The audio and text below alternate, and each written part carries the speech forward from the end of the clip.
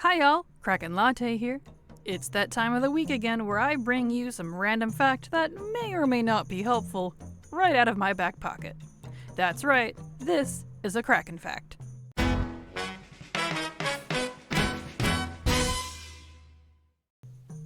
Did you know that you can buy heirloom upgrades with currencies other than gold?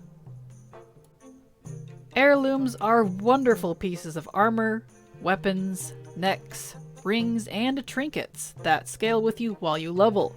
So not only do you not have to pay attention to your gear until max level with a full set of these on, they also give some nice bonuses for wearing a full set.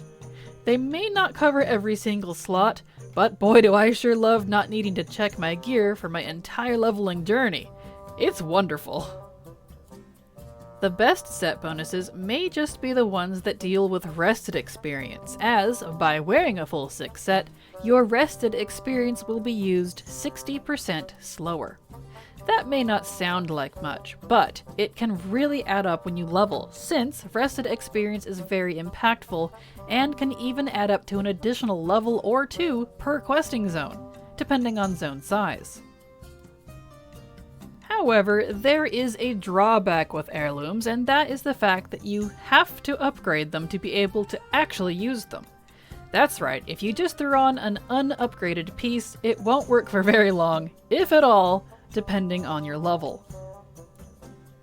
And I'm not just talking about one upgrade either. Every single heirloom, and there's a lot, needs to be upgraded, at least the ones you plan to use. And even further, there's not just one upgrade, but multiple. New upgrade tokens are added to accommodate the new level bracket early on in each new expansion. Currently, we have 6 upgrades that we need to buy for each single heirloom. After buying the base piece, of course. Oof. So, you can see where this is going. Even if you just want to buy the newest set of upgrades for just the specific set of heirloom pieces you use, you could still end up spending several hundred or several 100,000 gold. Ouch. Don't be fooled by these seemingly low prices on the vendor. It adds up. To gold makers or avid levelers, that might not be a big deal since you will make that back by leveling more or from your normal current content play over time.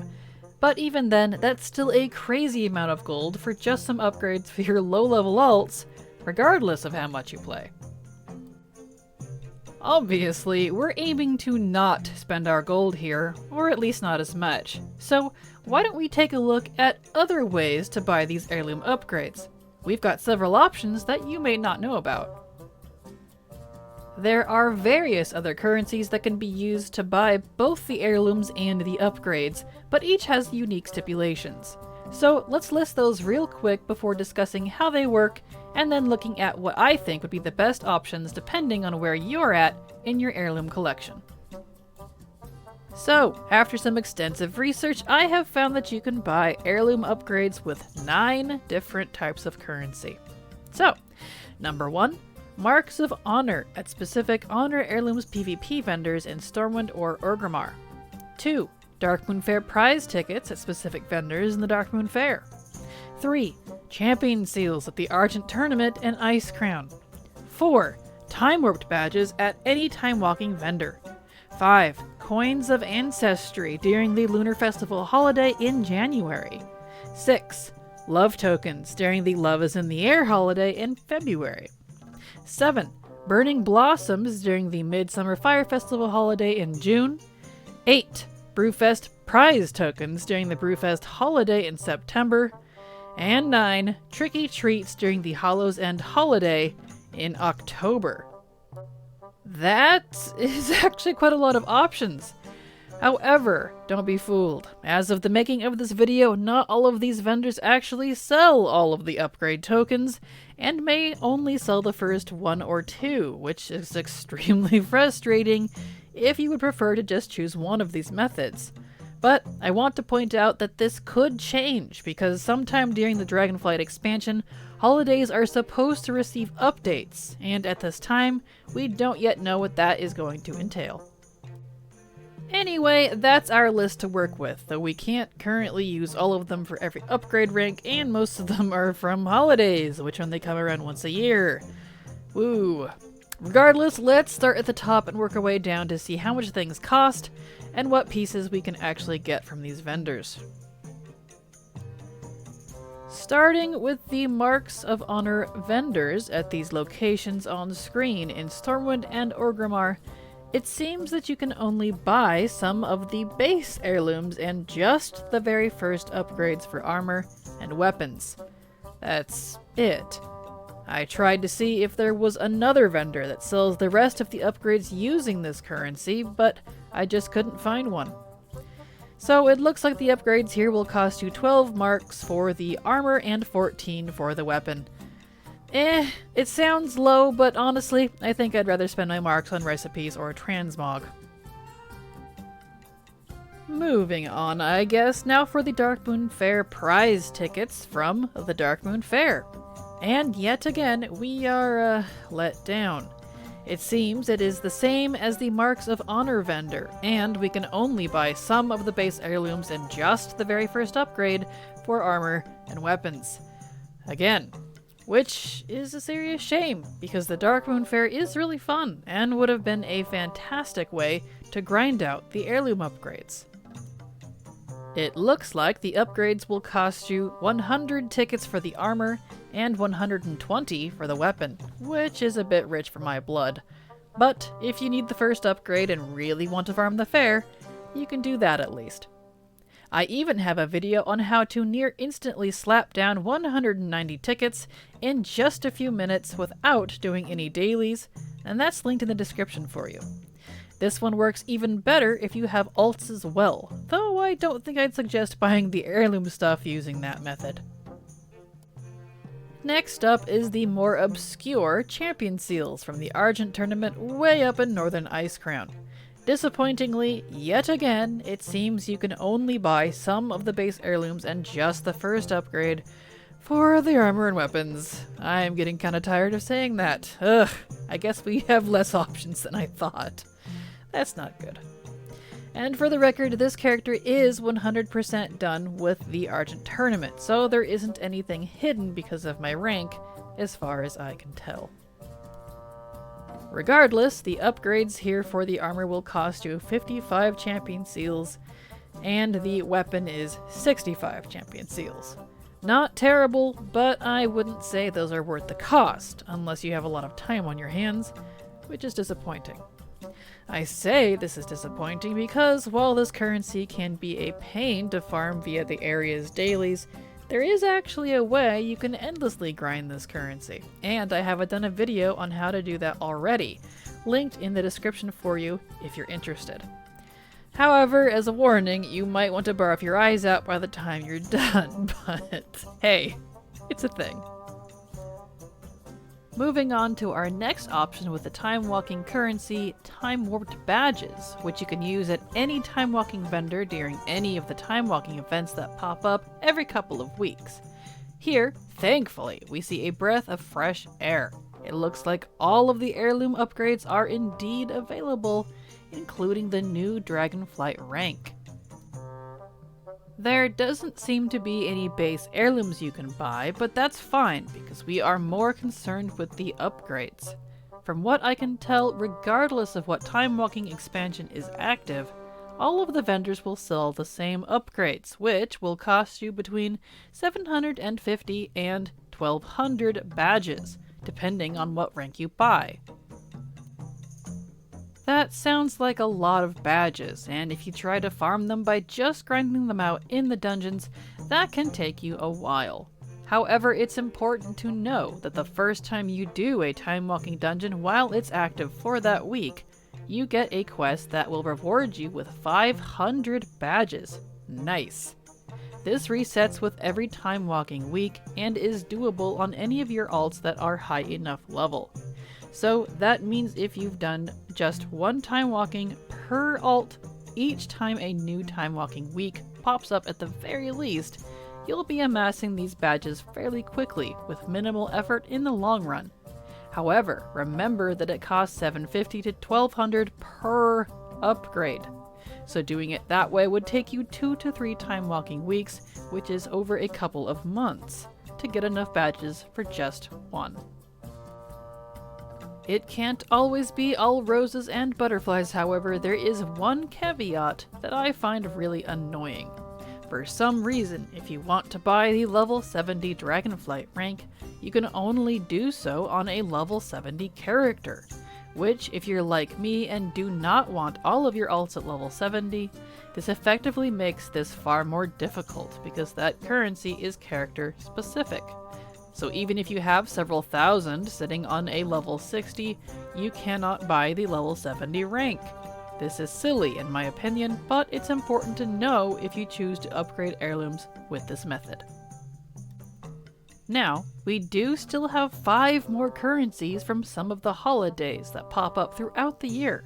However, there's both good and bad news about these 5. The good news is that as of last year, all of the holiday vendors for the currencies I've listed do actually sell more than just the first upgrade, all the way up to the Shadowlands level. And with Midsummer Fire Festival active during the making of this video, I can confirm that they did include the new level 70 Dragonfly upgrade that just came out with patch 10.1, meaning we may see that on all the holiday vendors in the future as well. Hooray! We do have more than just one alternative for buying these upgrades beyond the first staying rank. Thank the Titans. The bad news, however, is that for some really weird reason, the armor and weapon upgrades are split up between the holidays. Yeah, you heard me. Which means you can't just choose one of the holidays and farm all of them. So, before we get into prices and such, you need to know that the Lunar Festival, the Midsummer Fire Festival, and Hallows End all only sell the armor upgrades, while Love is in the Air and Brewfest both sell the weapon upgrades. I'm not sure why they did this. Either way, price-wise, I can tell you right now, the holiday heirloom upgrades are expensive. But some holiday currencies are easier to grind than others, especially if you have alts. So let's look at each one briefly to see if it's even worth it. Spoilers, I do think a couple of them are. So, here are the prices. Lunar Festival, 40 to 75 coins of Ancestry. Midsummer Fire Festival, 350 to 600 Burning Blossoms. Hallows End, 250 to 450 Tricky Treats. Love is in the Air, 200 to 400 Love Tokens. And Brewfest, 300 to 500 Brewfest Prize Tokens. Something to note here are on the lower prices, those are rank 1. And the higher prices are all the rest of the upgrades. There's no in between. And do keep in mind that the Dragonflight one could be more expensive for the holidays that I have not yet seen with the new rank because it just came out, and I've only confirmed it with Midsummer. But you can see here that the Midsummer Dragonflight rank is the same price as all of them, but rank 1.